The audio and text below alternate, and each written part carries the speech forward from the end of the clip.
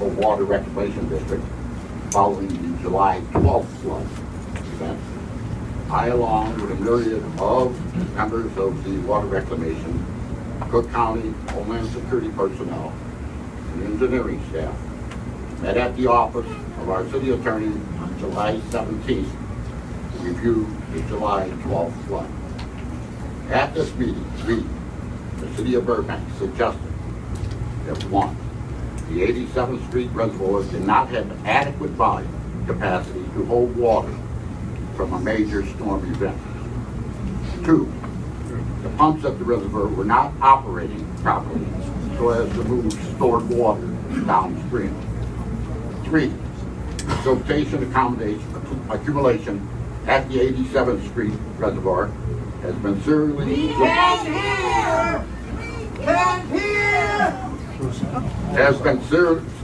severely compromised inasmuch as years of debris has not been removed to bring the storage capacity to heretofore optimal design specifications. And I might add that the design specification was in the late 60s. The Bedford Park Reservoir, whose water storage capacity ultimately flows to Burbank until emptying into the Cal-Sag Channel, prematurely emptied its waters into the drainage of the City of Burbank. The 87th Street Reservoir lacks generator backup in the event of a ComEd failure. These issues were the major points of contention from Burbank's perspective. The meeting concluded that the Metropolitan Water Reclamation District would check the volume capacity of the reservoir and remove all debris if needed. 2, commission a new study to see if new technologies exist to preclude future flooding events. And 3rd, look into power backup to assure the pumps keep running.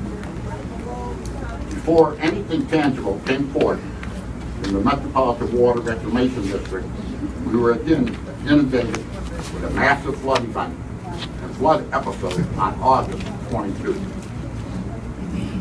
The president of the Metropolitan Water Reclamation District, the superintendent, various engineers from the district stood on 87th Street and observed the reservoir overflowing and flooding the surrounding area.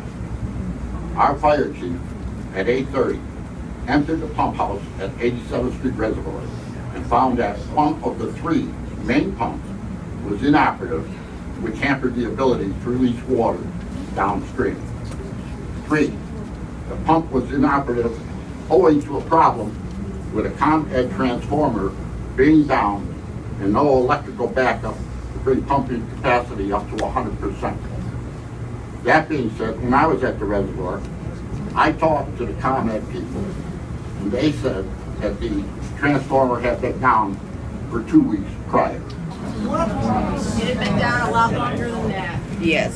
Another meeting took place on August 26th, this time at the offices of the Metropolitan Water Reclamation District, 100 East Erie, the city of Chicago. It was attended by me and our city engineer, who once again bent on the devastating flood of August 22. Present at this meeting was the president of the district, the general superintendent, as well as various engineers of the Metropolitan Water Reclamation District. Once again, we expressed our contention that water retention volume has to be increased at the 87th Street Reservoir, with a siltation accumulation study to be conducted to determine any loss of capacity.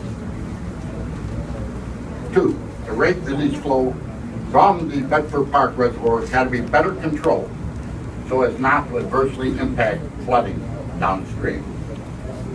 A generator backup at 87th Street Reservoir had to be installed to preclude power outages. And 4, expansion of the reservoir should be studied, and in our opinion, should be done. What has transpired since then? The Metropolitan Water Reclamation District has conducted a study to identify the capacity of the 80th Street Water Reservoir. That being said, assembled here tonight are the following individuals representing Metropolitan Water Reclamation District, who alone is responsible for the reservoir on 77th and 87th Street. Those officials represented here today are Catherine O'Connor, Director of Engineering, John Murray, Managing Civil Engineer, Joe Kratzer, Principal Civil Engineer, and David Tang, Associate Civil Engineer. With that, I am going to ask that we have an orderly display so you get the answers.